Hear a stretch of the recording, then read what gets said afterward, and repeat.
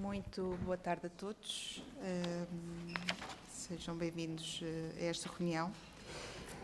Portanto, damos início à reunião para ouvirmos os representantes da petição número 89, que solicita à Assembleia da República a criação de um programa de compensação destinado a cidadãos que referem ter sofrido danos e lesões associados à vacinação contra a Covid-19 em Portugal.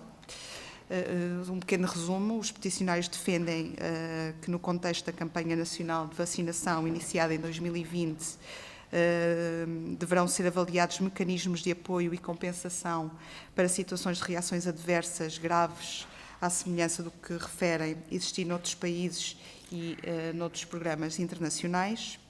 A presente audição tem, de facto, como objetivo ouvir os senhores peticionários, compreender os fundamentos da petição em apreço e recolher contributos que permitam à Comissão de Saúde analisar esta matéria de uma forma rigorosa e informada. Quero igualmente informar e sublinhar que esta audição parlamentar, destinada a ouvir e aprofundar as questões trazidas por vós, é feita num espírito de respeito e de verdade, procurando sempre contribuir para uma melhor avaliação dos factos que nos são trazidos.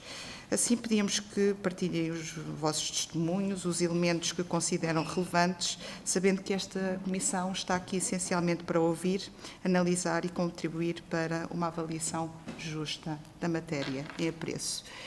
Já devem ter conhecimento, portanto, esta audição começa com 10 minutos iniciais para expor o vosso assunto. Depois passamos aos grupos parlamentares que estão direito a 5 minutos cada e daremos novamente a palavra aos peticionários com 10 minutos finais. Muito obrigada. Podem começar.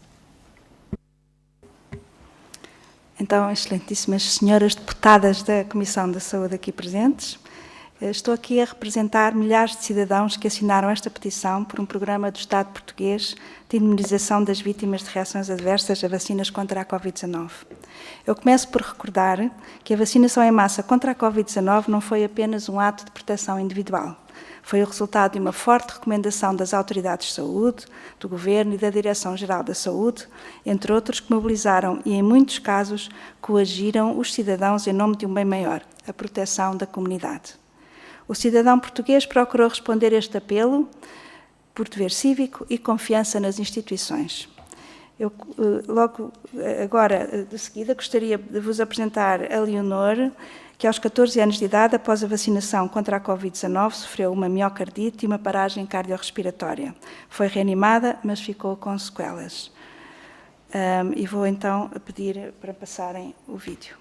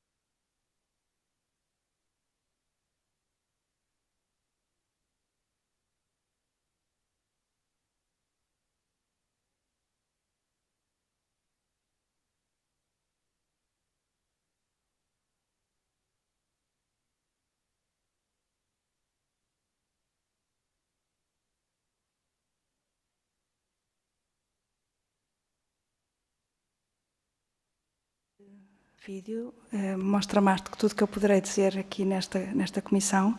Foi-me enviado pela mãe e pelo pai da Leonor. E eu agora vou então pedir para... Ela foi notificada ao Infarmed, portanto, depois, se os senhores deputados tiverem interesse em saber mais detalhes ou mais informação clínica, poderemos, obviamente, fornecer. E o resultado atribuído para esta notificação pelo Infarmed foi de cura.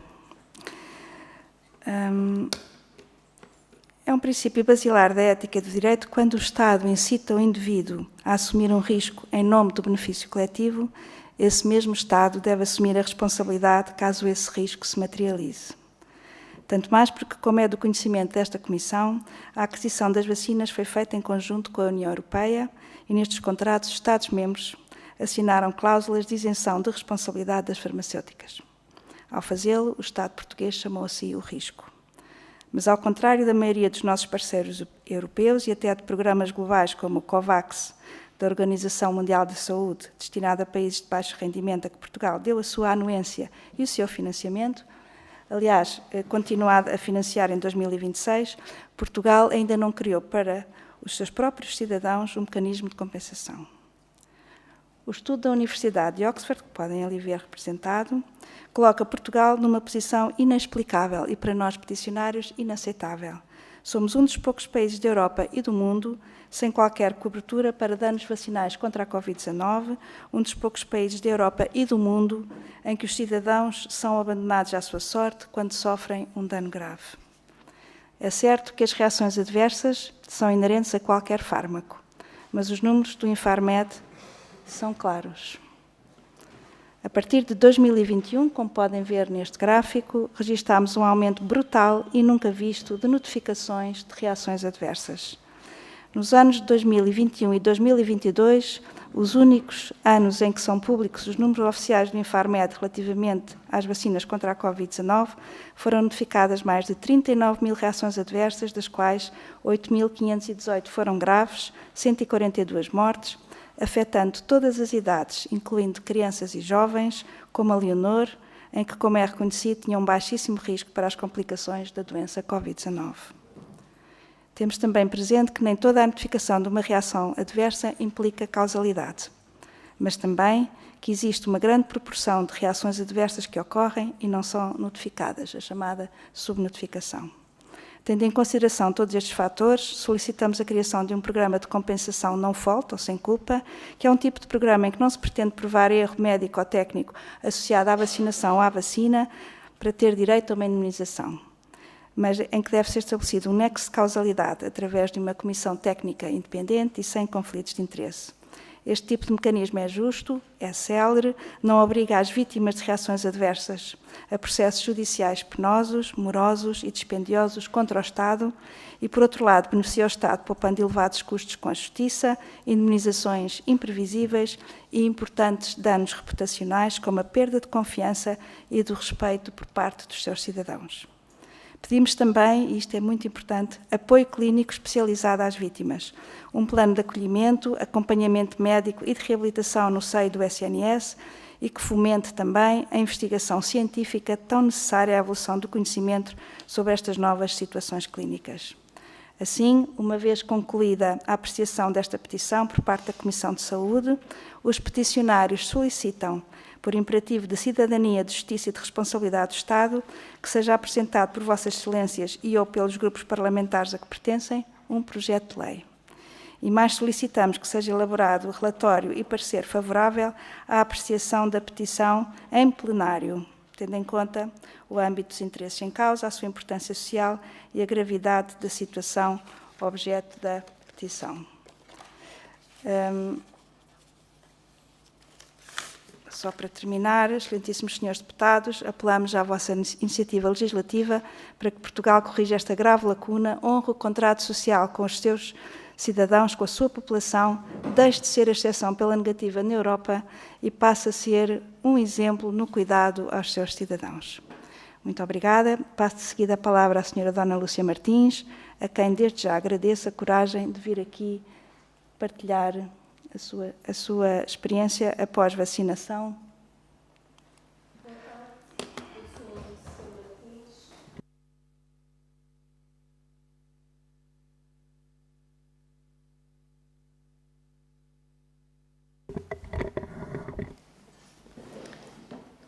Boa tarde a todos. Eu sou a Lúcia Martins. Tive que lidar com um pós-vacina presa dentro do meu corpo, porque fiquei em tetraparésia e ainda tive que saber lidar com o problema familiar, em que tenho 2 filhas na altura, a mais nova com 14 anos. Tudo isto a juntar a estar presa dentro do meu corpo, a perder toda a autonomia. Deixa-me ligar.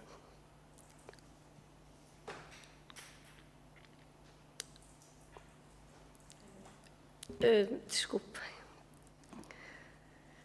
Não é fácil conseguirmos lidar com os nossos problemas familiares e ainda termos que lidar com a recuperação de uma tetraparésia, onde todo o nosso corpo é vidros, não conseguimos mexer-nos, mexemos a ponta dos dedos das mãos e dos pés e depois tudo o resto é perda. Tudo é perda. Vacinei-me a pensar que estava a fazer pelo bem de todos e também porque precisava de trabalhar e ter um certificado e, ao fim e ao cabo, quase perdi a minha casa para me conseguir tratar e às 2 por 3 nada estava a correr convenientemente, porque, pronto, não tinha condições nem para conseguir me pôr em pé, quanto mais para gerir a minha casa e a minha família e as minhas filhas.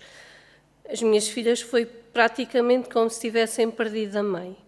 O pai, para além de trabalhar e ter que pôr dinheiro em casa, ainda tinha que cuidar delas a tempo inteiro e fazer o melhor possível. No caso dos apoios do Estado, só chegaram 21 meses depois desta situação já estar a decorrer. Eu tive que ficar internada 13 meses, sem poder vir a casa pelo menos os 4 primeiros meses, porque nem condições tinha em casa. Tudo isto as reações adversas, elas existem, são graves, são pessoas e são sofrimento. E eu acho que é importante, já que as pessoas tiveram que correr este risco na altura, que agora também se possa fazer justiça. E a justiça é importante e não sou só eu, há muitas outras pessoas a passarem pelo mesmo problema e são perdas irreparáveis. Eu só pensava, eu quero a minha vida de volta. Como é que eu rapidamente vim parar a esta situação? A última vez que me lembro de descer a escada da minha casa, parece que tinha 2 varas nas pernas e que elas se iam partir a qualquer momento.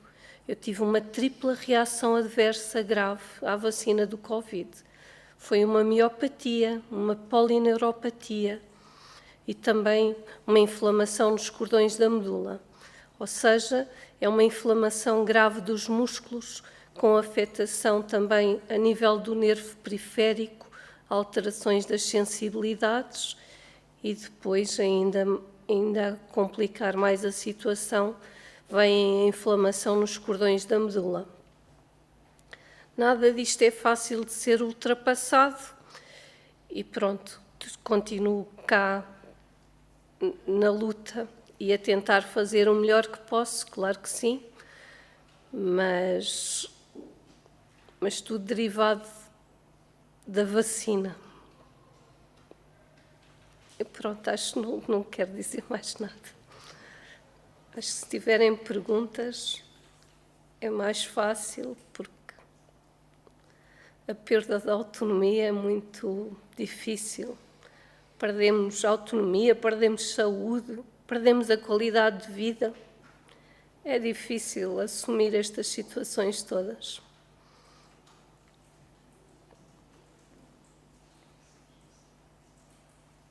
Não sei se...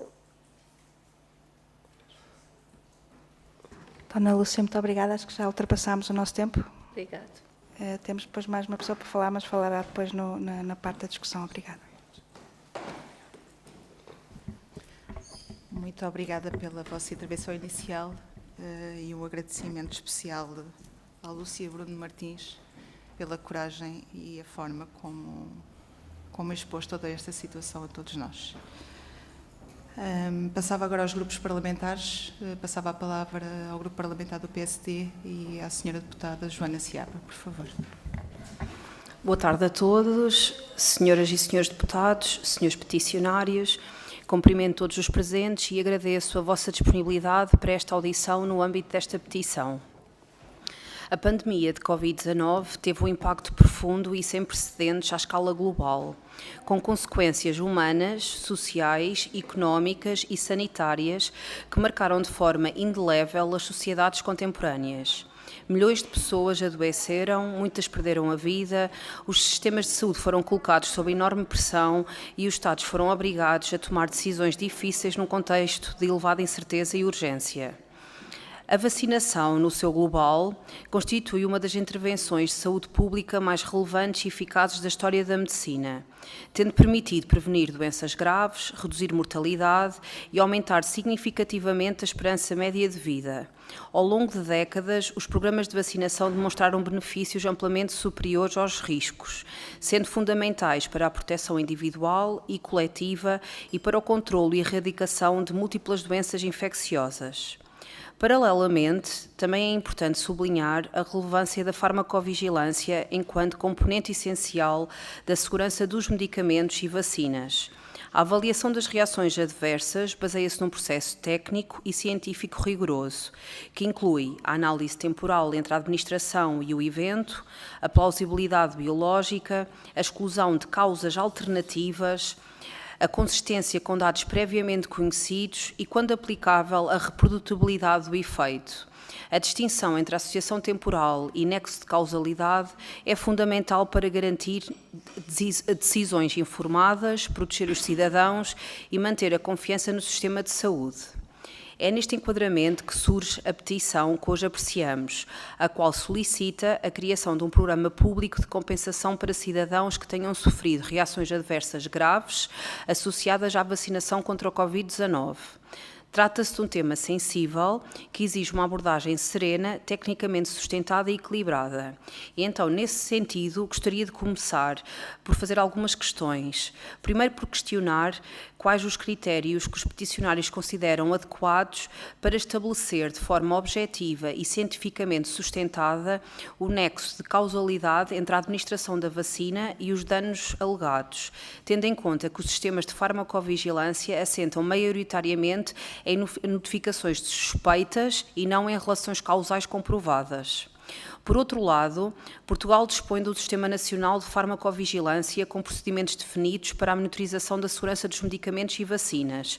Pergunto assim se entendem que este sistema é insuficiente para dar resposta às situações que descrevem na petição, ou se consideram que poderá ser reforçado ou ajustado e, se sim, de que forma, para assegurar uma resposta mais eficaz e justa aos cidadãos afetados. A petição refere ainda exemplos de programas de compensação existentes noutros países e o modelo COVAX da Organização Mundial da Saúde. Gostaríamos de perceber que elementos desses modelos consideram essenciais para a nossa realidade portuguesa e quais entendem não serem diretamente transponíveis, atendendo às especificidades do nosso sistema de saúde, do nosso enquadramento jurídico e da nossa realidade socioeconómica. Finalmente, importa também refletir sobre a sustentabilidade e equidade do eventual programa de compensação. Pergunto, por isso, como propõem garantir a sua viabilidade financeira a longo prazo, assegurando simultaneamente critérios justos, transparentes e equitativos e prevenindo riscos de litigância excessiva ou desigualdade no tratamento dos cidadãos. Agradeço desde já os esclarecimentos que nos possam prestar, que serão certamente importantes para juntos fazermos uma apreciação ponderada e responsável desta petição, sempre com o objetivo de proteger os cidadãos, reforçar a confiança no sistema de saúde e salvaguardar a saúde pública. Muito obrigada.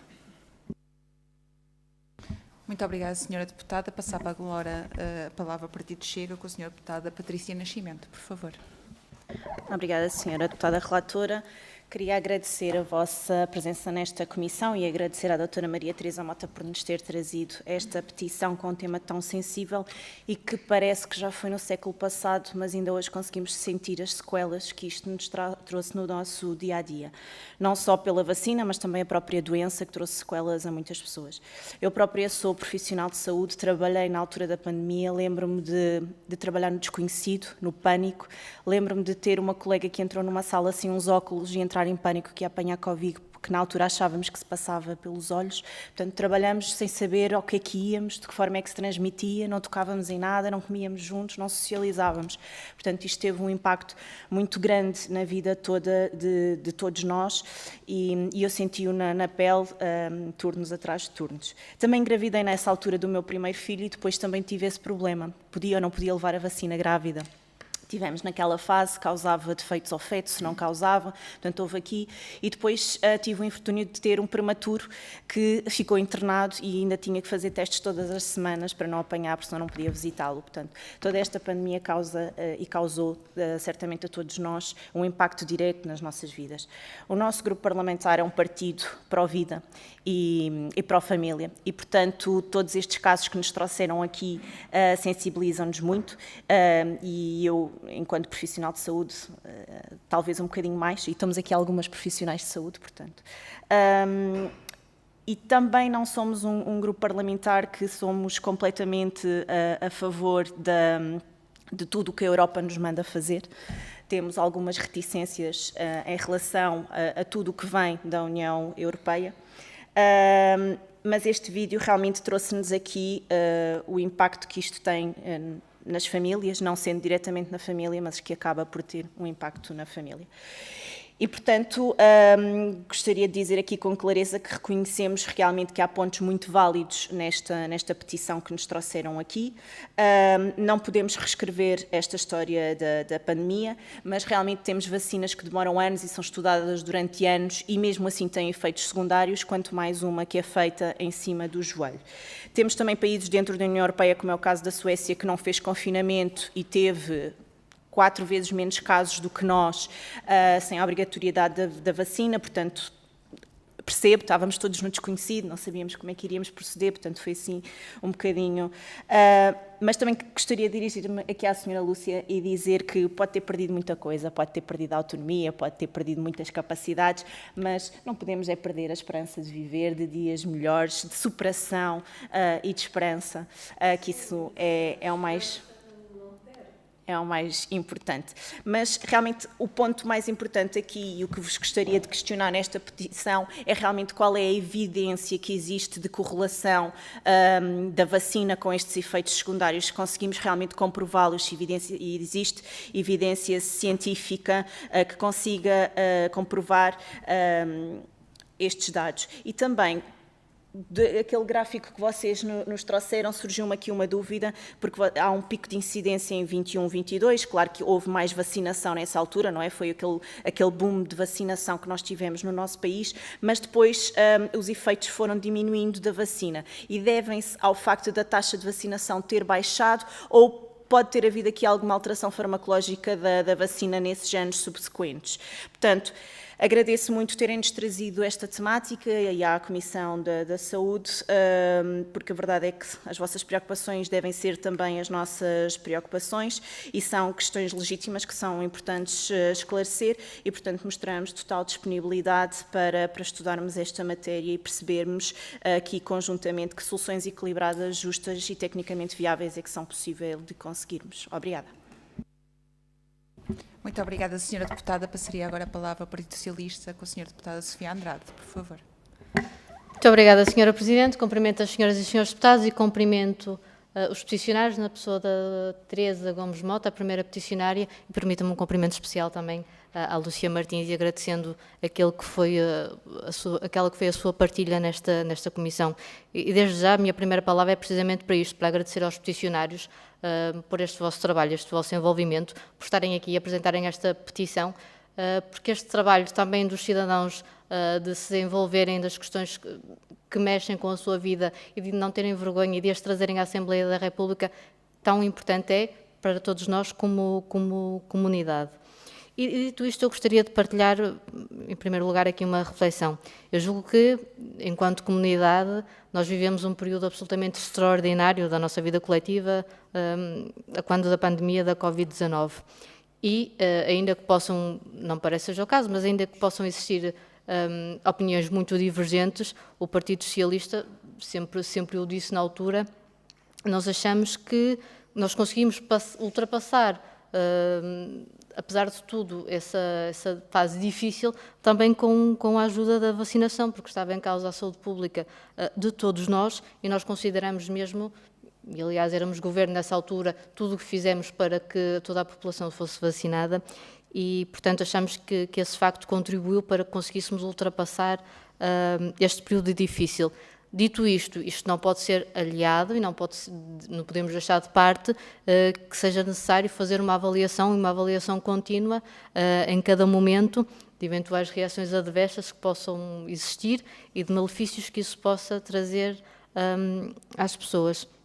Mas queria partilhar aqui também que a visão do Partido Socialista de ter incentivado a vacinação por parte da população é uma postura que nós temos afirmado, aliás, ao longo dos últimos tempos, até pela confiança que nós temos nas nossas instituições de saúde, no caso, nomeadamente, a DGS e o Infarmed.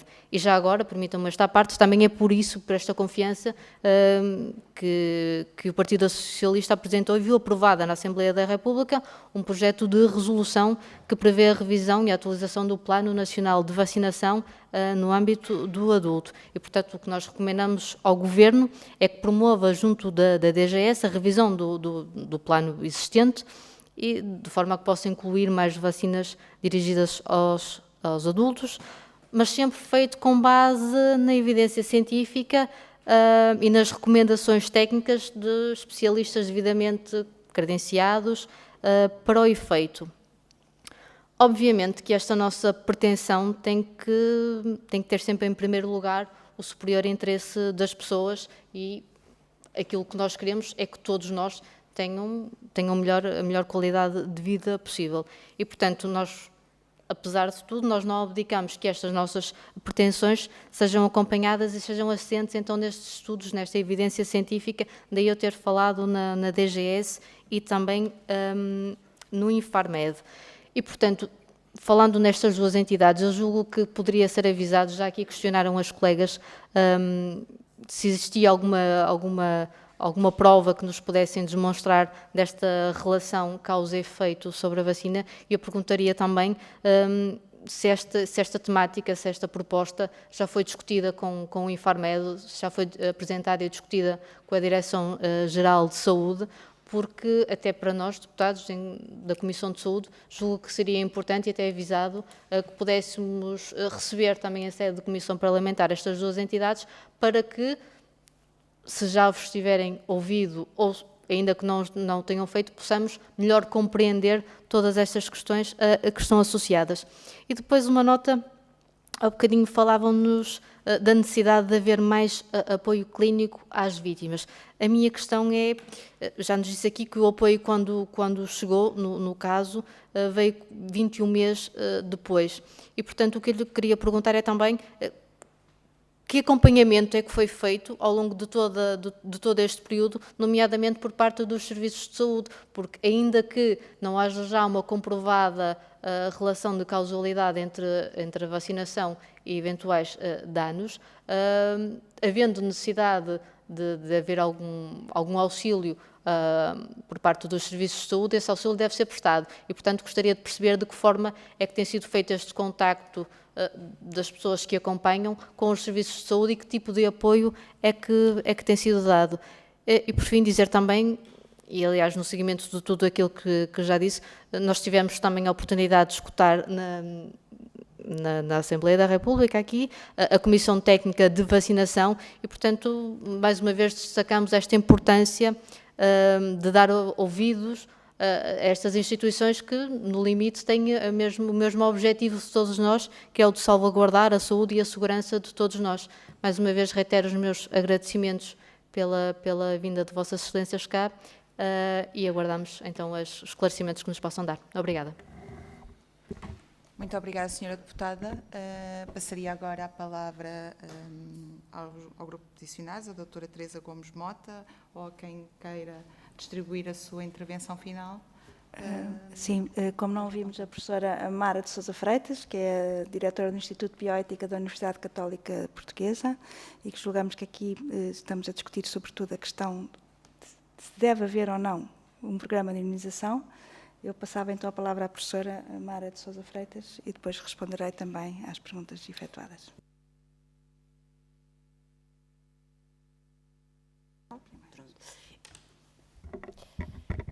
Doutora Ana Oliveira, relatora desta comissão, cumprimento também os partidos políticos representados pela doutora Sofia Andrade, doutora Joana Seabra e doutora Patrícia Nascimento, cumprimento todos os presentes e permitam-me inicialmente apenas felicitar e agradecer à professora Teresa por terem encabeçado esta reflexão e esta proposta de algum jeito que é para todos. Cumpro-me aqui apenas fazer talvez uma reflexão ética e procurar colocar esta questão no escopo em que eu considero que é o nosso objetivo, que é numa perspectiva de ética, de responsabilidade cívica e de solidariedade social. E aqui, talvez também para sistematizar, apenas dizer que dirigimos-nos num tempo em que o país ainda integra, felizmente, com lucidez e serenidade, as lições éticas da pandemia que a todos nos tocou. E não é nosso objetivo abrir fraturas, muito menos e tão pouco é questionar qualquer consenso científico relativamente a esta matéria da vacinação, e que isso fique claro. Mas é sobretudo aprofundar aquilo que é um diálogo e a coerência moral daquelas que são as nossas decisões públicas e que dizem respeito a todos. E durante a crise sanitária, e a doutora Teresa já focou neste aspecto, só o realço por uma questão ética, o Estado convocou os cidadãos a um gesto de grande responsabilidade que foi a vacinação. E vacinar-se para protegermos a cada um de nós, para proteger os outros e também para proteger as instituições de saúde e, no fundo, a resposta que o Serviço de Saúde teria capacidade para nos dar. Foi um apelo claramente àquilo que é a solidariedade cívica. Foi um apelo àquela que é a nossa corresponsabilidade social. Foi todos aceitarmos a nossa limitação dos nossos direitos, liberdades e garantias em abono daquele que é um bem maior, que é o bem comum. E, portanto, todos aceitarmos alguma privação individual. E, de facto, e honrosamente, Portugal foi exemplo e milhões responderam com a confiança que a instituição merecia. Que a instituição democrática merecia. A vacinação, de facto, e amplamente, e já foi aqui frisado, revelou-se um instrumento decisivo de saúde pública. Reduzia a mortalidade, evitou colapsos hospitalares, permitiu recuperar a estabilidade social, permitiu recuperar alguma normalidade, que era aquilo que todos procurávamos para conseguir gerir os tempos exigentes da pandemia. E, portanto, este legado não está em causa neste nosso pedido. Mas esta ética pública não se pode esgotar naquilo que é o cálculo do benefício global. Ela exige-nos que olhemos além disso e olhemos sobretudo para as exceções, que são raras, de facto, felizmente, sim, mas que são pessoas, que são vidas humanas e que são concretas e são vidas que são irrepetíveis. E sabemos, de facto, todos que nenhuma intervenção médica está totalmente isenta daquilo que é um determinado grau de risco. E em casos muito pouco frequentes, mais uma vez, felizmente, ocorreram eventos adversos graves. E quando tal sucede no contexto daquilo que é uma política pública que foi promovida amplamente e estruturada pelo Estado, emerge aquilo que para nós é uma questão ética fundamental e nuclear, que é uma questão de justiça distributiva ou de reposição de justiça, que é, pode a comunidade beneficiar coletivamente e deixar individualizado o custo grave suportado por poucos? Parece-nos que a resposta aqui é clara, não deve de todo. Não se trata de culpa e não é isso que estamos aqui à procura. Trata-se de reciprocidade, trata-se de solidariedade social, de solidariedade cívica e de reposição de justiça.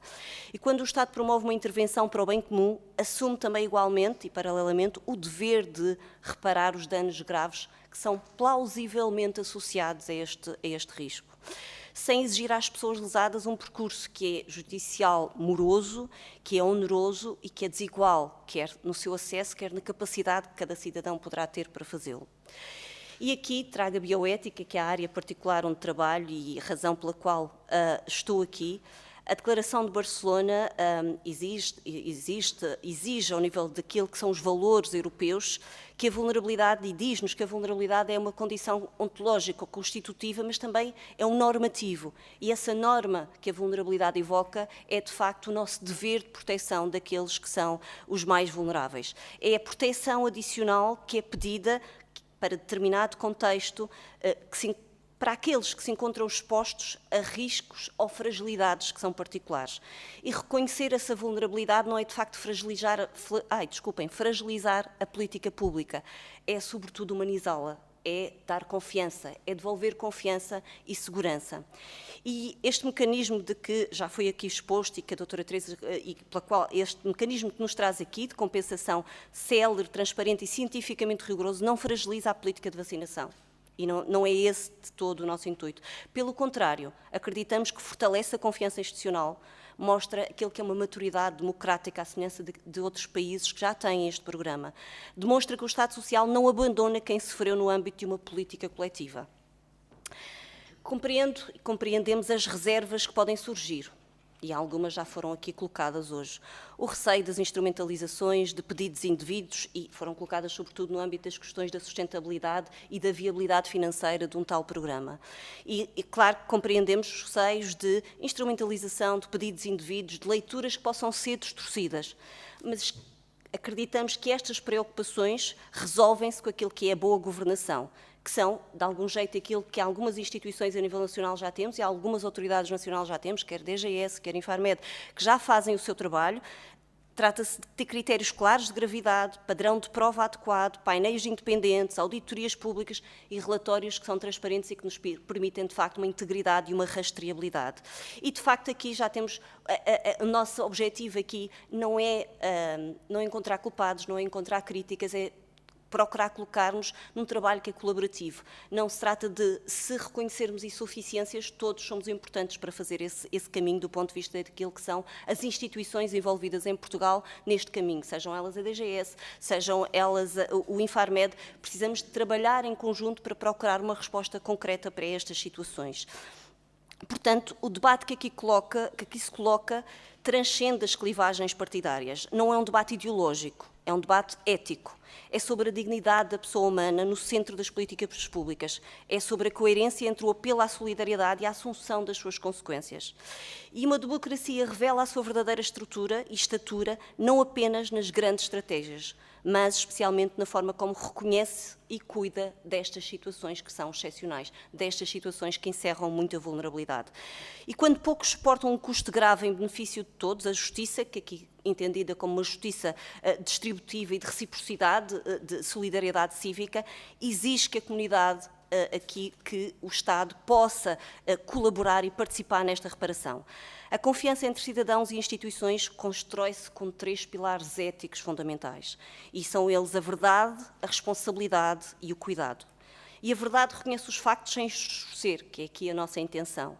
E a responsabilidade assume as consequências das decisões que foram tomadas para todos, especialmente para aqueles que estão em situação mais vulnerável. E o cuidado traduz-se em respostas concretas a essa situação de vulnerabilidade. E, de facto, quando estes princípios estão reunidos, ganham forma institucional, e aqui podemos falar, então, de justiça. Portanto, e é neste horizonte de coerência moral que aqui nos situamos, e é pelas pessoas, em nome da dignidade que as une, enquanto aquele que é uma comunidade política. E uma comunidade ética mede-se pela capacidade de transformar a confiança que cada cidadão, da confiança de cada cidadão em dever efetivamente assumido perante as situações de particular vulnerabilidade. Obrigada. Muito obrigada. Ainda vou aproveitar um minuto, que já é muito pouco. Isto é um dossiê muito grande. Claro que começo já por dizer, porque qualquer interesse legislativo ou ponderar que precisem do nosso apoio, das nossas informações, da nossa experiência adquirida, estamos disponíveis para reuniões com os senhores deputados em sede de comissão ou noutro que entenda. Aliás, pedimos a todos os grupos parlamentares uma reunião para podermos apresentar com mais detalhes os detalhes que pediram sobre o tipo de programa que gostaríamos de ver implementado, sendo que isto é uma tarefa de legislar mais dos senhores deputados do que propriamente de nós peticionários. Nós não vamos inventar a roda em Portugal, portanto, temos este estudo que mandamos para todos os deputados da Universidade de Oxford, da Faculdade de Direito, que fez um estudo comparativo de todos os programas que existem a nível de Europa, com os prós e contras, com as especificidades próprias de cada um, e encontrado um modelo certo, será muito fácil consultar essa legislação que já existe nesses países. Inclusivamente neste site encontra-se o nível de execução desses programas, ou seja, para quantos pedidos de indemnização feitos, quantos foram efetivamente dados, porque quando se pensa em sustentabilidade de um fundo a criar para este efeito, é óbvio que temos de ter alguma noção de quantos pedidos vão ser necessários, infelizmente, neste caso, porque há pessoas a precisar, ser efetivamente dados. Em relação à sustentabilidade, eu devo dizer, no entanto, isto está patente no relatório do Tribunal de Contas de 2023, que fez uma auditoria sobre a vacinação, portanto, aquilo que o Governo fez em relação à pandemia da Covid-19, está lá escrito que esta compensação deve ser feita e que, felizmente, que a previsão de reações adversas é pequena e, portanto, isso será relativamente uma vantagem para Portugal e para os outros países que haja poucas reações adversas. Eu não partilho pessoalmente da opinião que há poucas reações adversas. A minha experiência pessoal, na minha clínica, nas listas que eu tenho tido contacto, nas pessoas que chegam a mim, é que há muitas reações adversas, muito mais do que aquelas que aqui possam parecer às pessoas que não estão no terreno. E reações adversas graves. Como é que se estabelece o nexo de causalidade? Esta é realmente uma pergunta muito pertinente e muito difícil, porque não há nenhum exame pactognomónico. Quando nós encontramos, dizemos isto é desta vacina. E as reações adversas que já estão estabelecidas, já estão no RCM das vacinas, que têm a ver com uma análise estatística dos indicadores da alerta na farmacovigilância, é quando uma determinada patologia aparece com uma maior prevalência do que era suposto na população em geral.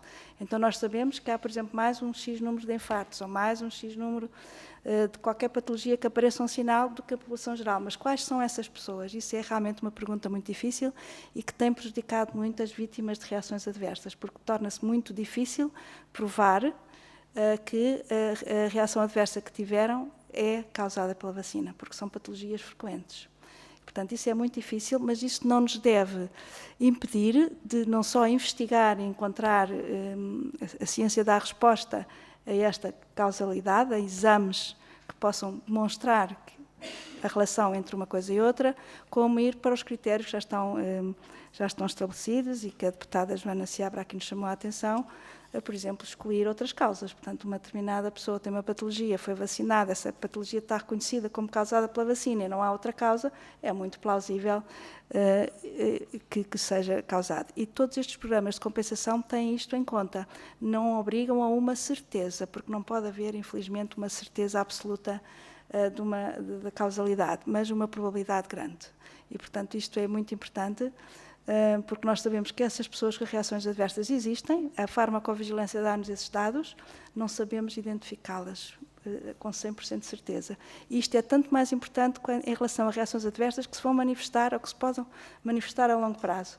Como sabem, eu devo dizer, isto é importante, neste grupo de peticionários há pessoas que acreditam que a vacinação contra a Covid-19 salvou milhões de vidas, como também há pessoas que acreditam que a vacinação contra a Covid-19 prejudicou muitas milhões de pessoas. E há todo um conjunto de pessoas que estão no meio, que têm dúvidas sobre uma coisa e sobre a outra, mas não é sobre isto que estamos a discutir aqui hoje. Não estamos a discutir a análise custo-benefício das vacinas, se as vacinas são eficazes ou não deixam de ser, ou não são eficazes. Estamos aqui a discutir como é que nós podemos ajudar, como é que nós podemos cuidar, como é que nós podemos dar voz às pessoas que tiveram uma reação adversa, porque, senhores deputados, o que acontece, e todos sabem isso, que uma pessoa que tem uma reação adversa não pode dizer que teve, porque é mal visto pela sociedade, é como se fosse um pária, não pode falar, é censurado. E pronto, eu falo de experiência de muitas vítimas, isto é uma realidade da nossa sociedade. Eu acho que 5 anos depois do início da vacinação, há que abrir a sociedade a estas pessoas que sofrem, que não fizeram mal nenhum, apenas aderiram a um plano de vacinação em prol do bem comum, sofreram uma reação adversa e têm o direito de se exprimirem, de mostrarem o vídeo, de virem aqui ao Parlamento e pedirem ajuda. E a nossa obrigação é, pelo menos, acolhermos, ouvirmos, mesmo que nós saibamos que muitas destas pessoas que pensam que tiveram uma reação adversa, se calhar não foi. Ou, ao contrário, há muitas pessoas que tiveram uma reação adversa e não sabem que tiveram.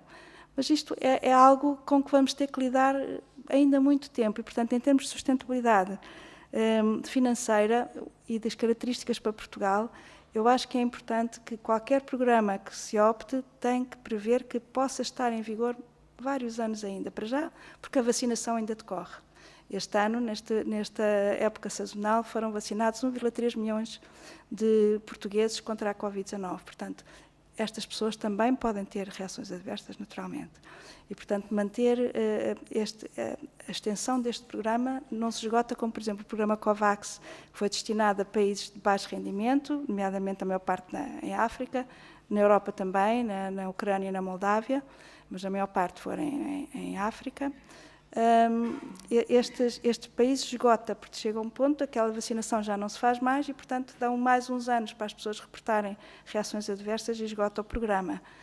Aqui o que eu proponho, ou que nós propomos peticionários, é que este programa se estenda, que Portugal, que foi o campeão da vacinação da sua população em termos de Covid-19, que tenha o cuidado de acompanhar, de ter mais atenção às reações adversas e, como foi perguntado também, o que é que eu sugeriria em termos do serviço de farmacovigilância, insuficiências que pudessem ser melhoradas, e eu acho que há algumas. Uma é a transparência, portanto, eu julgo que ter-nos dado uma lista que da minha parte, pessoalmente, já foi pedida e foi-me dito que não havia, das reações adversas graves, especificadas por grupo patológico, aquelas que são do sistema cardiovascular, aquelas que são doenças autoimunes, aquelas que são neoplasias, o que for, que esteja lá nessas bases, e o nexo de causalidade atribuído por um serviço que é especializado na farmacovigilância. O que é que o Serviço Nacional de Farmacovigilância entendeu que aquela notificação significa que é pouco plausível, é muito plausível que tenha estado relacionada com a vacina. E esta informação eu julgo que é muito importante para podermos avançar, para podermos saber e programar um programa deste tipo, em termos daquilo que poderão ser o número de pedidos que vão chegar de compensação. Eu julgo também, em termos de sistema de farmacovigilância, eu acho que perante esta catástrofe, que imagino tenha sido para os serviços montados do número nunca visto de reações adversas notificadas,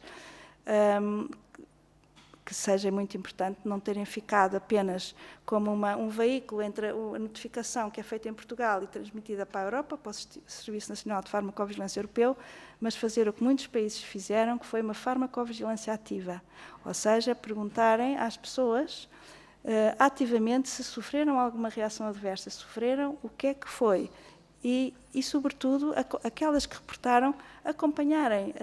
A informação que temos, vejam, por exemplo, o caso da Leonor aqui apresentado, a informação que foi dada à mãe sobre a reação adversa de miocardite e paragem cardiorrespiratória foi cura. Como é que uma mãe pode receber uma notícia que a sua filha, que está naquela situação, está curada? Portanto, nunca ninguém do serviço do Infarmed lhe perguntou nada, nunca ninguém fez perguntas, nunca ninguém foi ver a Leonor. Portanto, este tipo de falta de acompanhamento das notificações, que eu imagino que não seja por má fé, mas que seja por falta, insuficiência de capacidade do serviço, e vamos pensar que assim é, então há que reforçar, porque se há este volume de notificações, tem que haver no Estado a capacidade de garantir a segurança aos cidadãos, que estas notificações estão a ser devidamente acompanhadas. As pessoas porque as pessoas, quando fazem a notificação, pensam, aqui está do lado de lá alguém que se vai preocupar com o meu caso. Não está. Não está. E, portanto, tudo isto são algo que pode ser melhorado, que os senhores deputados na minha opinião, deveriam perguntar ao nosso Serviço Nacional de Farmacovigilância mais dados sobre as notificações que têm, quantas são causadas pela vacina na opinião deles e quantas não serão, qual a evolução dos casos. Tudo isto são perguntas que eu acho absolutamente relevantes e se não houver capacidade instituída para fazer isso, tentar que essa situação seja modificada. Isto é a minha opinião pessoal. Pronto, eu acho que é... Desculpa, doutora, temos de terminar. É isso, que cheguei ao fim. Muito obrigada, de qualquer maneira, por tempo que me deram mais. Obrigada. Muito obrigada, doutora Teresa Gomes Mota, muito obrigada a todas. É um tema sensível, acho que está bem claro, mas que existem muitas perguntas que têm que ser feitas e acho que é esse também o trabalho que temos que fazer. A todas as entidades que possam estar aqui envolvidas ou que possam dar contributos para todas estas questões. Portanto, no seguimento desta reunião será elaborado um relatório que será discutido e votado na Comissão de Saúde, que depois terão acesso e terão acesso também ao desenvolvimento que terá todo este processo. Tá bem? Muito obrigada mais uma vez, uma boa tarde.